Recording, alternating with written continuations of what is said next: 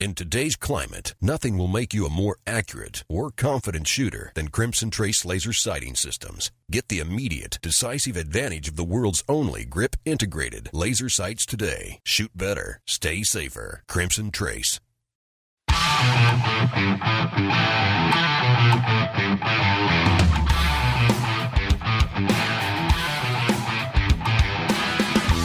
Today on Tom Gresham's Gun Talk, a group that helps with the legal aftermath of a self-defense shooting, your range reports, and more.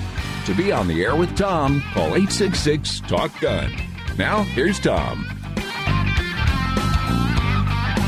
All righty, we have made room. We have swept the floor. We've gotten rid of all the dead wood. We've made room for you because we have one guest lined up, but mostly it's going to be you and me. We're going to be talking about, well, politics, of course. We'll talk about that. We're going to talk about the guns we like, the ammo we like when we can find it, although it's pretty available these days. Well, except for the 22 rimfire. Man, I don't know what's going to happen there. Although, one of these days soon, I think maybe we're going to have another source of 22 ammo. Something's in the works. I'm hearing rumors. And there may be more 22 ammo hitting the market here. Sometime this year. Don't know when exactly, but sometime this year is what I am hearing. So that would be good. We need more ammo, so if we get that thing going. We were out at the range a little bit this week shooting a bunch of silencers with the folks from SIG. Speaking of 22, because I was just thinking the other day, I said, I wonder if I've got some standard velocity 22 ammo, not high velocity, because you want subsonic ammo to get the most out of a 22 with the silencer on it. And SIG has the entire line of silencers now. And these, well, they actually bought a company that makes silencers, and then they're really developing them. So while they may be new in terms of being SIG brand silencers, they have a lot of background, a lot of knowledge, a lot of institutional knowledge in making silencers. Good stuff. Silencers are fun. I just saw, what did I just see? A police chief somewhere was railing, in Minnesota, was railing against silencers. Oh, no, I take it back. It was not the police chief. It was worse. It was the governor. The governor, making guns quieter is dangerous. What? I'm sorry? Making guns quieter is dangerous. As he's speaking out against being able to buy silencers and suppressors. Wow. There are essentially no reports. There may be one or two since 1934. 1934, when the National Firearms Act was adopted, was passed into law, which did not ban, just restricted silencers, made you have to fill out a form, you have to pay $200. Now, understand that in 1934, a silencer cost $5. So they put a $200 tax on it, which essentially banned it. Now a silencer costs you several $100s, and you go, okay, it's $200, I'll pay that. It's not that big of a deal. With any luck, maybe we can get it changed to, any other weapon. And then that would be cool. Then it's $5. And if they do that, then everybody's going to start making silencers, which is not a bad thing because that would make it hearing safe. Guns are loud. The sound of guns going off damages your hearing. No, sir, loud guns are not safe for your hearing, Governor. Quieter guns are safer for all concerned. What a moron. To be fair, to be charitable, he may not know anything about this. He may know only what he has accumulated through years and decades of watching movies. And assassins use silencers, and bad guys use silencers. Good guys never use silencers in the movies. Except that hundreds of thousands of us good guys use silencers all the time. It makes guns a lot more fun. I actually was talking to a guy this week.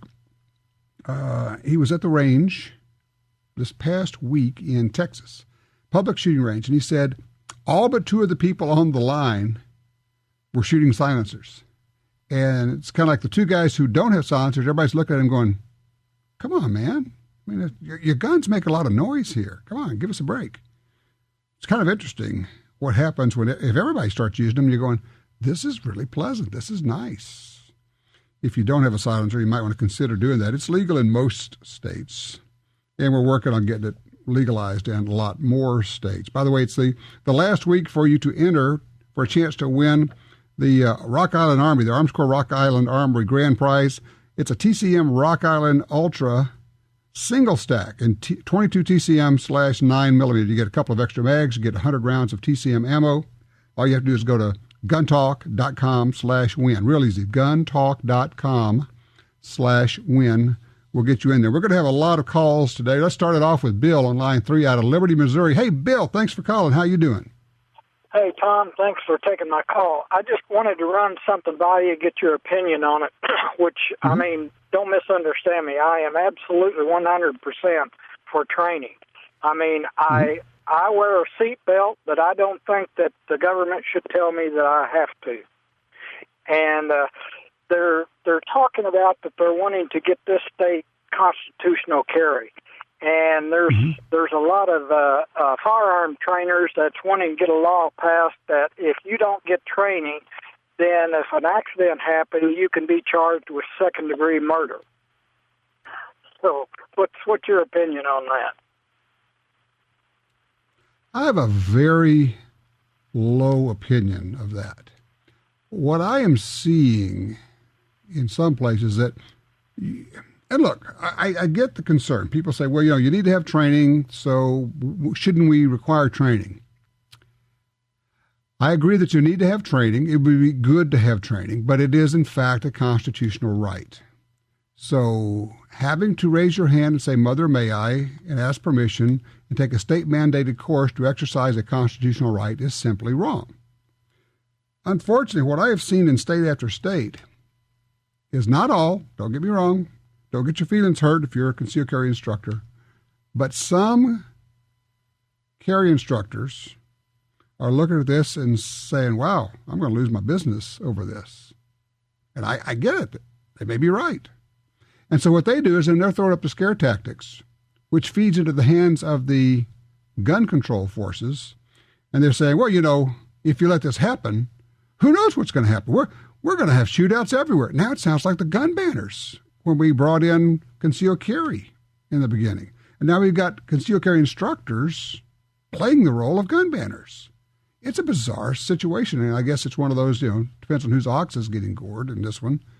Yeah, Bill, thanks for the call. I look at this, and the idea of saying, well, we're going to put additional penalties on you. There are already plenty of penalties there. If you shoot, let's make sure we get this right. If you shoot the wrong person, do you not think that there are plenty of penalties available for that? If you shoot somebody who doesn't qualify, the shooting doesn't qualify as self-defense, there will be very big penalties to be addressed here. You'll face charges. That's already on the books. You don't need something else. You don't need something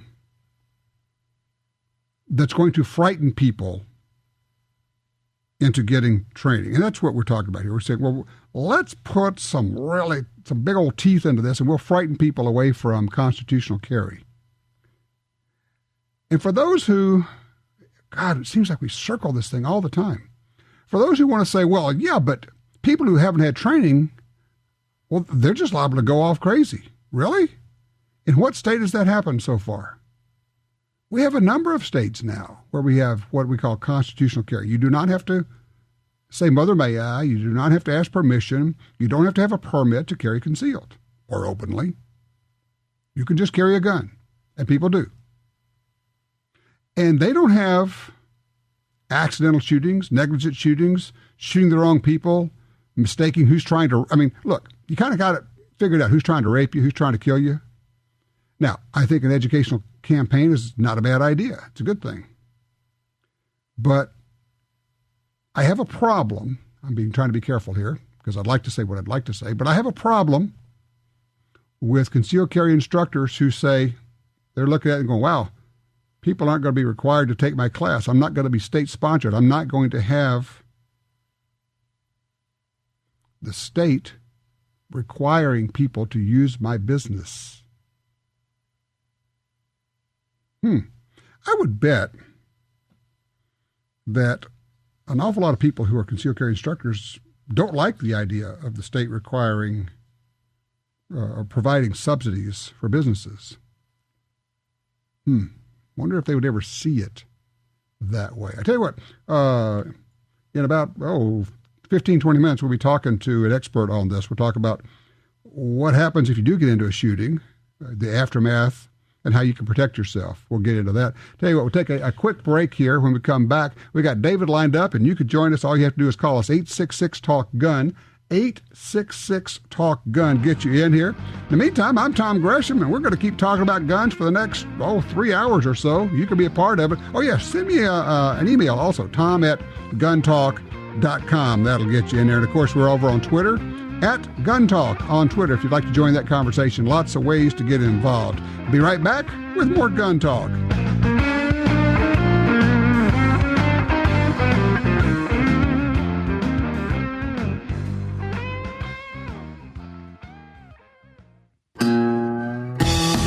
In the field or on the range, you need a trigger you can trust. For over 60 years, Timney triggers have been trusted by hunters and shooters everywhere. A Timney trigger could mean the difference between a great shot and a miss. Timney triggers are proudly made in the USA and come with a lifetime warranty. To order, go to timneytriggers.com. That's TIMNEY triggers.com.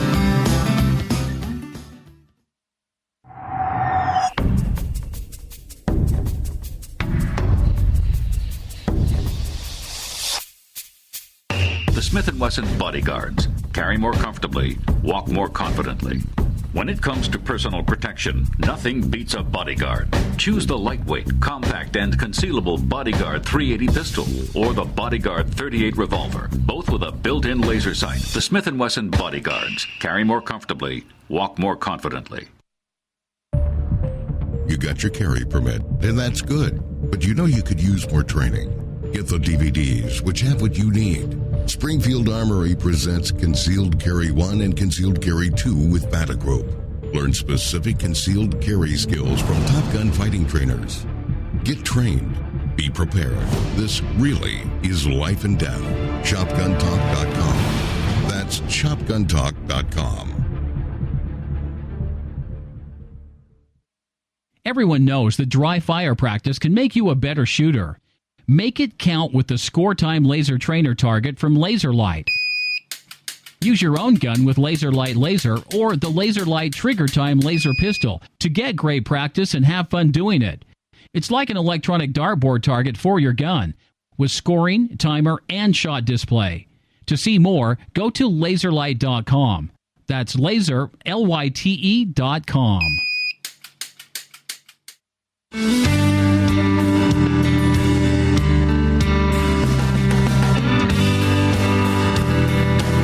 All right, 866-TALK-GUN, or just dial 1-TOM-TALK-GUN. Get you in here. We spent the whole week, this past week, in Baton Rouge, Louisiana, in a studio shooting video for the Guns and Gear TV show. Having a bunch of fun. I mean, we got, STI, Smith & Wesson, Springfield Armory, Mossberg, went on and on. Just lots of different companies represented. We'll be doing the same thing this coming week. And one of the things we did there, and you'll be treated to this in a few weeks, we were actually, because we had all these people there, all these top people in the firearms industry, we grabbed them and we did radio interviews with them. So that'll be coming up in a few weeks. You'll be able to check that out. It was a ton of fun. I'm reminded of that as I just heard that last commercial for the LaserLight target trainer thing. We had it set up in the studio, and you should have seen it. It was hilarious. People were using these little laser target guns, and they started up close to the target. Before you knew it, they're moving through the studio, ducking behind lights and cameras and everything, doing tactical moves with their laser trainer things. It was a hoot. It was, I tell you, we had a bunch of fun. So that'll be fun for you. And when we have it ready, we'll let you know, because we actually shot video of it also. That's going to be fun. Let's go talk to David on line 2. He's in Baton Rouge, Louisiana. Hey, David. Hey, how's it going this evening? I have two things. Good. I have two things for you. One, as the great enabler, I have been carrying a SIG P220 concealed, and have been shooting an M&P Pro for my to start in competition, and I thought, well, I guess I should really be shooting the M&P also as a carry. So I went out and bought one. So now I'm Smith carries. That was kind of fun. You know, David, you're doing a great job of rationalization. I mean, I give you big brownie points for that one, because if you can't rationalize, we can't own all these things, man. I know, but I tried. I'm following your footsteps. But there you go. I like it. But now you didn't get rid of the SIG, because that's a really nice pistol, the P220. Oh no! I still carry it too. I have my going out gun and my my regular daily gun. So okay, I like it. Alternate between the two. But one of the things I wanted to call you about, I have a new rifle. It's a 308. My son built it for me, actually, and I want to break the barrel in, but I've heard so many stories about just shoot a box and see and clean it. Then I heard some people say shoot one round, then shoot 2 rounds, and I don't know where to go with it. Mm-hmm. Well, here's the thing. Generally speaking, breaking in a barrel is more important on target guns than on like a deer hunting rifle. But the thing is, it doesn't take very long to do it. I mean, and we can argue whether it works or not, but I figure, why take a chance? If it's only going to take me an hour or two to do this right, the first time you shoot it, and it should be done right out of the box the first time you shoot it. And probably for a rifle, if you think this is going to be a real accurate rifle, I would take my cleaning stuff to the range. It's a bolt action. Is it bolt action rifle? Yes, sir. Actually, it's left-handed bolt action. Okay, good. Well, then you got to my heart with that one, going, oh man, that's nice. Okay, so here's what I would do. I would take my cleaning rod and brush and patches and solve it out there. I'd shoot 2 shots, clean the barrel. Solvent, brush, patch. That's going to take 3 to 5 minutes to clean it, and then make sure you run a dry patch through it so it's dry. Shoot 2 more shots. I would probably shoot 10 or 15 shots like that. And, people will say, well, then you ought to do, every 5 shots and you can go crazy with it. Frankly, I think if you've done a box of ammo, call it 20 rounds, doing something like that, every 2 or 3 shots, I think you're good. You're broken in. And the one thing it'll do is generally speaking, it's going to make that barrel easier to clean for the life of the barrel. And if nothing else, it's worth it just from that standpoint. Okay. Sounds great to me. That's what I would do. That's what I would do. So, what action did he use to build this? He built it on a Mauser action. It's a Dan Wesson receiver. Mm-hmm. And nice. it's a left-handed Mauser. So I heard they're not in fashion right now, but that's okay. He built it for me, and that's what counts. I agree with you. Well, take it up. Tell you what, if you is he around close by where you you guys can go to the range together? Oh yeah. All right. Well, you guys go out and do it. Break it in together. Take pictures. Put it on Facebook. Do whatever you want to do, but commemorate the fact that he built this rifle and you're out there shooting it together. That's very cool stuff. You better believe it. Thanks, Tom. Appreciate it. All right, you take care. Thanks. Line 1, Murray's with us out of Riesling, Texas. Hey, Murray. That'd be Marty. Hi, Tom. Maury, okay. Thank you. How are you, Maury? Marty, I got you. I'm sorry. What a pleasure it is to talk to you, and I would sweep your floors and clean your toilets to be able to be an apprentice at your show.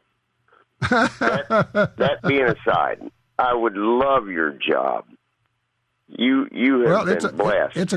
It's a cool job. Yes, it is. Oh, I can't even imagine. I had a question about, you were talking about silencers. I have a Ruger LCP 380.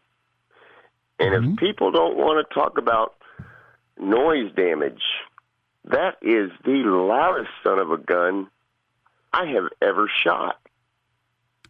Let me ask you, are you shooting it at an indoor range or outside? No, outside.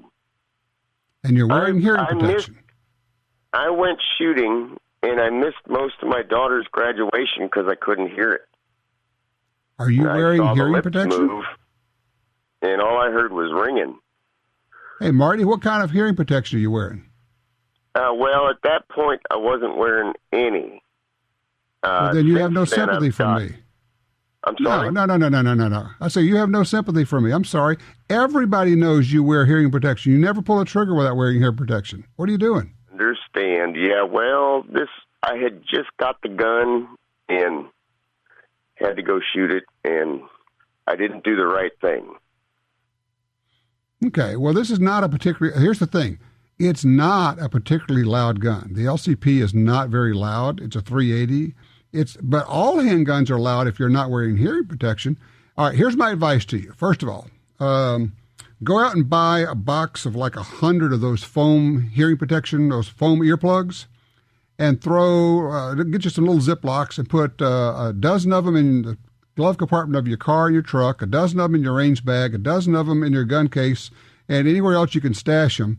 I've got those little foam, we call them rubber bullets after some stupid reporter thought those were rubber bullets. But I've got foam plugs stashed everywhere. That way, if I ever get to a range, all I have to do is go digging around in my glove compartment or my console of my truck, and I'll find them there. But I am serious about this. You never shoot in a range, at least, without wearing hearing protection, and absolutely never, ever without wearing eye protection. If I went to the range, and I wear glasses, but if I went to the range and didn't have shooting glasses, I would turn around and go home. I would not shoot, I would not fire even a single round of ammunition without wearing eye protection. It is that important. I wouldn't pull the trigger even once. People say, well, what about hunting? Yes, I know. It's the same thing. You always wear eye protection when you're hunting. Deer hunting, yes, same thing. People go, really? Yes. You're pulling the trigger. You have an explosion going off in front of your face. This falls clearly in the category of stuff happens. Doesn't have to happen a lot. It only has to happen to you. Wrong ammo, something in the barrel, whatever. Bad primer, who knows? Those glasses can save your sight. As far as hearing, Marty. Oh yeah, that'll help. Wear your hearing protection, man. 866-TALK-GUN. I'm Tom Gresham. This is Gun Talk.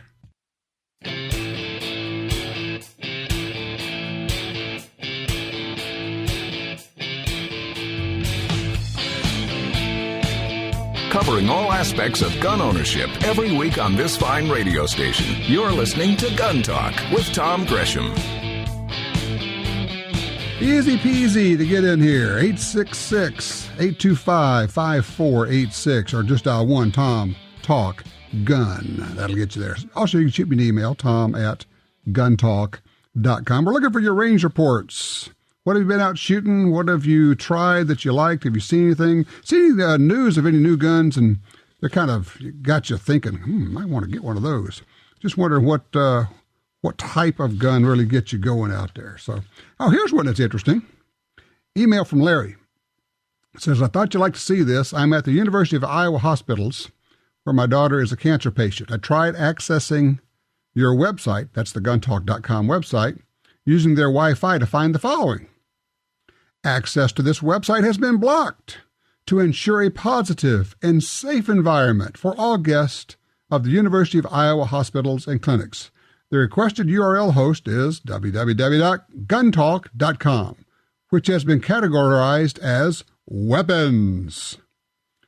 So the University of Iowa Hospitals blocks the Gun Talk website because it has to do with weapons. Sunday. Oh, no, that's a whole different thing. So I guess they don't like safety or safety training because, of course, all we ever talk about is handling guns safely, being responsible, being the good guys and gals, getting the training you need, et cetera, et cetera. You know, part of being in the Truth Squad is the no shrug policy. So when you see something like that, don't just shrug it off. Contact the administrator and say, I'm trying to access firearm safety information, and you're blocking it, and I have a problem with that. Can you explain to me why you would block information on being safe? And make them defend their decisions. Because if nobody ever says anything, they don't ever think about it. stand up, speak up, never let a lie go unchallenged. Simple as that. Line 3, Chad's with us. Shreveport, Louisiana. Hey, Chad. Hey, Tom, right up the street from you, it looks like. I am I'm one of those guys that makes lemonade when life gives you lemon. Okay. And I'm thinking in terms of if I were a concealed carry instructor here in the state of Louisiana, and I conceivably saw that my revenue stream was about to potentially take a dive, mm-hmm. if I'm a wise businessman, I'm going to make some lemonade out of this. Now, you and I both know how onerous the burden is to how onerous the steps are to becoming a licensed concealed carry holder here in Louisiana. We got to pay the instructor $125 or whatever. We've got to pay $40 worth of fingerprints at the local sheriff's department. We've got to pay the bribe to the state to actually issue the certificate. All of that goes away, but we're already committed financially to doing this. Now, if I'm a concealed carry instructor, I'm only getting a small portion of the holder's investment. Now, if I, as a newly constitutionally allowed carrier, can carry without having to go see that instructor, I've got a wad of cash in my hands that I can do two things with. I can buy more bullets, I can buy more guns, or I can pay for quality instruction, which, let's face it, the concealed carry class is not quality instruction. It's the lowest common denominator. With that said, if I'm a savvy concealed carry instructor or a savvy firearms instructor in general, I'm going to exploit the fact that I can make it up in volume.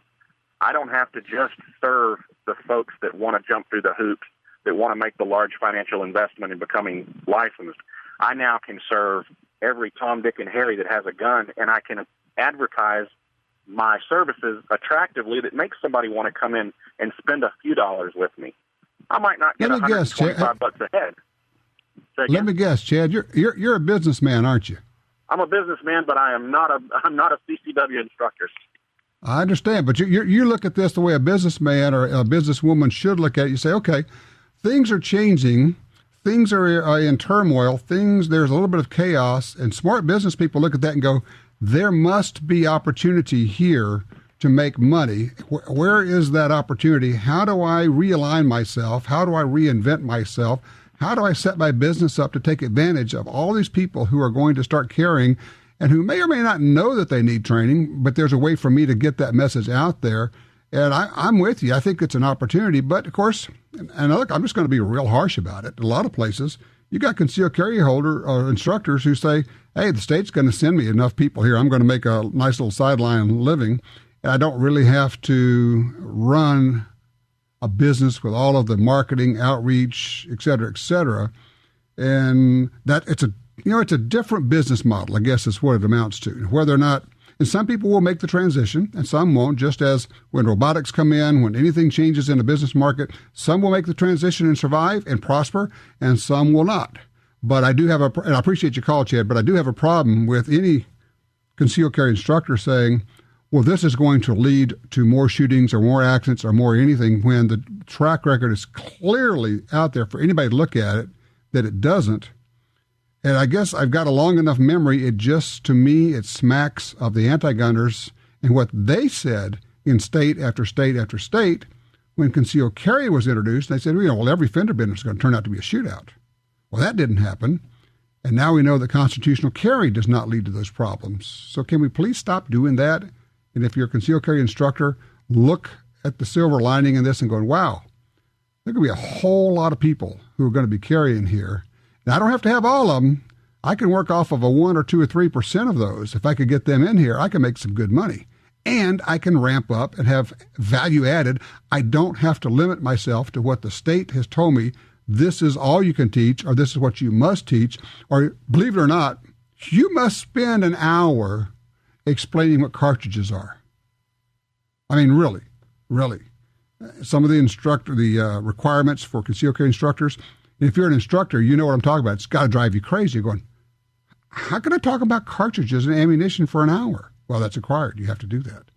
Well, if this happens in your state, then you go, now I can teach what I know needs to be taught. Now I can give the students what I know they actually need. And maybe instead of spending 8 hours on it, we can do it in 4 hours because I can move at the pace that's appropriate. Now, there's opportunities out there. Like I say, smart business people look at these things and go, there's got to be a pony in there somewhere. 866-TALK-GUN. That'll get you in here. I'm Tom Gresham. This is Gun Talk.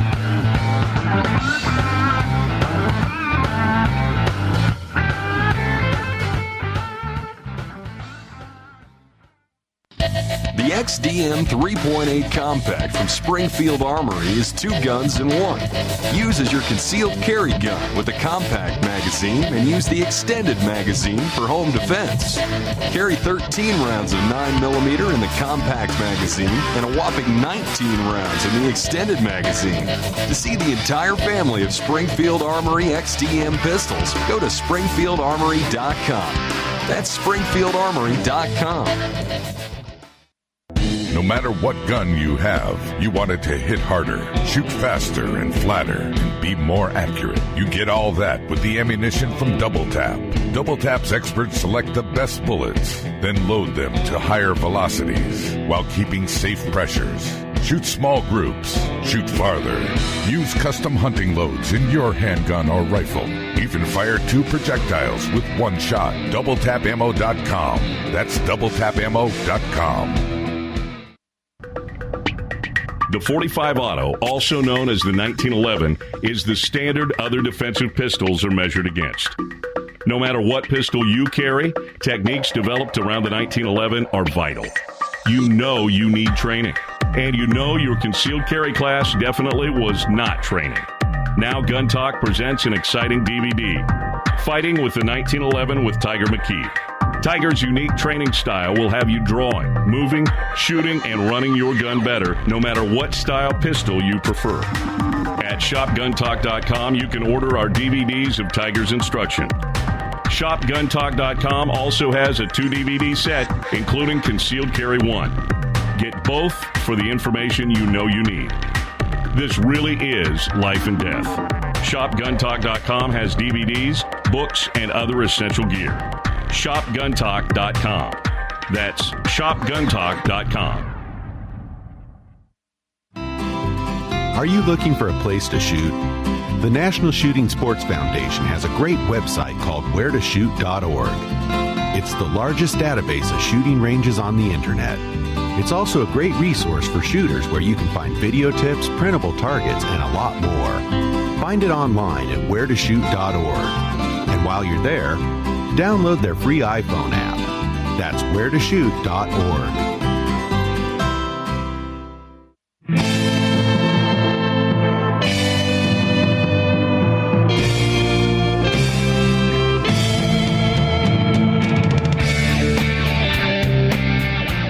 Okay, note to self, note to everyone. You can't complain about your gun is loud if you're not wearing hearing protection. Even a .22 pistol is loud if you're not wearing hearing protection, okay? And we were talking about silencers and suppressors. We'll get to that in a minute. Actually, Dave, we'll get to you in just a minute. I want to take Don first on line 2 out of Texas. Hey, Don, you're up. Hey, how you doing? Good. Where you going? Oh, I'm going back home. Almost there. Listen, I had a question. We were talking about taking a vacation, leaving Texas and just driving kind of up through the middle. Is there a website we can go to find out? We have concealed carry license in Texas and find out what's the requirements for the other states? Yes, there is. There's actually a really good website. It's Handgun Law. It's singular, not laws, but Handgun Law. And here's the critical part. It's .us. So it's handgunlaw.us. And you put in Texas, and it'll tell you which state your permit's good in. But even goes further than that. It tells you, like, okay, if you're in Oklahoma, the requirements may be different in terms of being able to go into a restaurant that serves alcohol. And then when you go to Nebraska, for instance, that's going to be, or Kansas, that's going to be different. So it tells you what the laws are in these states, because understand that you still are governed by whatever the law is in that state. Even if your permit's good, the requirements may be different in terms of where you can carry, that type of thing. So it's a really good website. It's handgunlaw.us. Check that out, and you can plan your trip accordingly. I use it all the time. Hey, Don, I appreciate that. Have a great trip on your vacation. Rodney's on line 4 out of Omaha, Nebraska. Hey, Rodney, you're on Gun Talk. Hi, sir. I was wondering if you could recommend a good 10-millimeter cartridge just in case someone runs into a black bear. That's not nice. Okay. Sure. Okay, first, let's back up. What are the requirements to be a good cartridge for that? Well, it's all about the bullet. It's only partly about the velocity, but it's mostly about the bullet. You need something that penetrates deeply. Barnes Bullets just brought out some 10-millimeter loads, and they've got really deep penetrating all-copper bullets. Those are very good. They're not real hot. They're not loaded super hot. Now, the double-tap ammunition, they make some really good hunting loads. And they even got their hard-cast lead bullets, which penetrate really well. The one thing I would say there is whichever load you get, if you're going to carry it for protection, it's a whole lot different from target shooting. So you want to go out, even though they're, the good loads are going to be fairly expensive, a lot more expensive than practice loads. But take them out and shoot maybe two magazines worth through them at the range to make sure that whichever load that is, the bullet and all, it feeds well through your 10 millimeter so that you don't have to worry about that, because the last thing you want is the thing to go bang one time and then jam if you've got an issue with a bear or a mountain lion or anything else that wants to chew on you. Okay. Thank you. All right. Appreciate it, Rodney. Be safe out there. All right. Now, line 1, Dave's with us out of, I believe that is Michigan. Hey, Dave. Hey, Tom. I just wanted to give you kind of a range report. Yesterday, I went to my favorite outdoor range, which is just some DNR property that's set up for shooting here in Michigan. And as I was putting my guns on the firing line, the guy that was already there next to me, he asked me, I had a Mark III, a Ruger Mark III that has a threaded barrel on it, and he asked me what the threads were. Well, I didn't know, but he said, well, you want to try my suppressor? And I said, well, yeah. And I had never shot a suppressed gun before. Uh-oh. So for the next hour or so, we sat there and shot some, standard velocity 22 out of my Mark III, and it was pretty quiet. And then he brought out a few rounds of subsonic, and it just clicked. It just went click, click, click. Yeah. It was cool. I had muting. It was a loud range, so I was wearing muting muffs. So right. The cool thing about it is when I shot my gun, the muffs didn't mute. I could hear it. Oh, sure, the electronics didn't even kick in. That's right. Well, so let me guess. You're now trying to figure out how do you get a suppressor? Well, I was going to talk to you about that enabling thing that you do sometimes. He told me the process. I understand the process. Interestingly enough, he said that his suppressor, I think he bought it from a dealer off of Gunbroker, paid about $160 for it. So, the rest of the expenses, he set up a trust, and he also, had the $200 tax stamp. So, and the 9 or 10 months waiting time. Yeah, I think the waiting period, I'm told now, is down to 4 or 5 months. But yes, it's a $200 federal tax stamp to get it. Then you, of course, have to buy the suppressor itself, and there's a little bit involved in there. And it shouldn't be. It's just a muffler. It's just like what's on your lawnmower, basically. It makes it quieter. It makes it safer to shoot as far as hearing protection. It makes it a lot more pleasant. But I would say this, and I resisted it for a long time. And you can, or maybe you do a trust, maybe you don't. That's your call. I think it's smart to do it with a trust, but there are a lot of ways to go with that now and a lot of sources for setting up a trust for all that. And I would put everything, all the NFA stuff, into a trust. Once you make the decision to do it and start going down that road, I think then you're going to go, well, shoot, I like this. This is fun. Then you're going to get another and another. So basically right now I've got one for 22, a 9, a 45, and a 223, and a 308. So see, I even enable myself. I can't get away from this stuff. But that's because it's all fun. 866 Talk Gun. Be right back.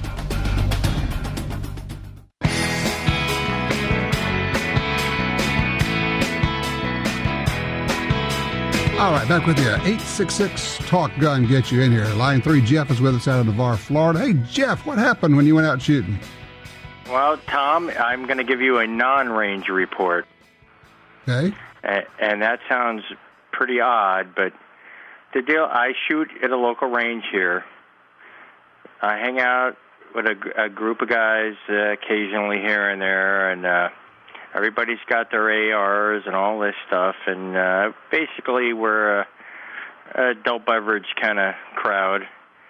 Mm-hmm. And we were going to do a shoot yesterday, and I discussed it with my wife, and I kind of said to her, I really don't know all these guys. I mean, I was the only one that had like eye protection and earmuffs, and I had my shooting shirt and all that, and I hate to say it, but it sounded like a bunch of yahoos. And you know what? I'm a retired Marine. Safety, safety, safety, safety, and I just didn't feel comfortable, and my gut feeling said, don't go. And we weren't going to a range. We were going out to somebody's, 150 acres to go play games. And did you go? Let me ask you. Did you end up going out at all, or did you just not go? No, I didn't go. I didn't go because I just didn't feel comfortable. Well, you know what? I think it's smart. You're using your acquired information, your senses, and you're looking at it and going, okay, I know these guys, but I don't know these guys, and you're not sure what they're going to do. Now, I would have been tempted to go out just to see what happens, but if there's any possibility of anybody drinking while there's shooting going on, I'm not there. So I agree with you. It's smart. Jeff, I'm just going to say you were smart. Listen to that little inner warning bell. You know how these guys behave, and if you think this is going to be some kind of a goat rope out there, then don't go. The other thing, here's the other question. Let me ask you this. If you had gone out there with them and it had turned bad, would you have just left? Well, the deal is I wasn't going to be in my own car. So that even made it worse. If you want to know the truth. Absolutely. I agree. Okay. In that case, yes, the best thing to do is to not go. If I had my car and I get out there, and I've had people say, well, what do I do? I say, look, guys, you could your choice. You could say, guys, I don't feel comfortable with what you're doing. I don't think you're safe. If you want to do the confrontation thing, which is probably not going to go anywhere. The other thing is I have done this. On a hunt, I've just said, guys, I can't believe it. I forgot I had this thing I've got to do. I have got to get out of here. I really apologize. And I've just left. I had a guy pick me up. I didn't know the guy. Same deal. Didn't really know him. Just kind of knew him. One of those deals. Picked me up. We're going to go hunting, deer hunting. This was in Alabama years ago. And when he picks me up in the morning, he has a beer in his hand. We're talking about 4:30 in the morning. I'm going, nope, not doing it.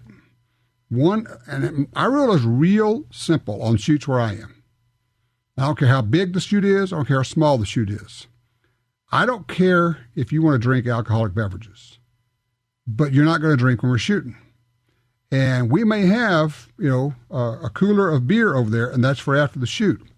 The moment you take one sip, the first sip, you're done for the day. Your gun is in the case, and you cannot pick up a gun anymore. I don't care if you say, well, I only took one sip. Nope, that's it. This is a hard and fast rule. It's an absolute line in the sand, and that's how it's going to be. And we just explain it, and everybody knows, okay, when I'm done shooting, then I can go over and I can have an adult beverage. But if you cannot go back to shooting after you've had a drink, not going to do it. And what's interesting is I almost never have run into any kind of problems with that. And maybe it's because I just stopped hanging around with anybody who might have a problem with that. I would suggest for your safety, you do exactly what Jeff did. A great job, Jeff. Attaboy, outstanding. Listen to that inner voice. If it doesn't feel right, it probably isn't right. It's not going to get any better. I think you made a good call on that one. Watch out for yourself and watch out for others. That'll take care of you.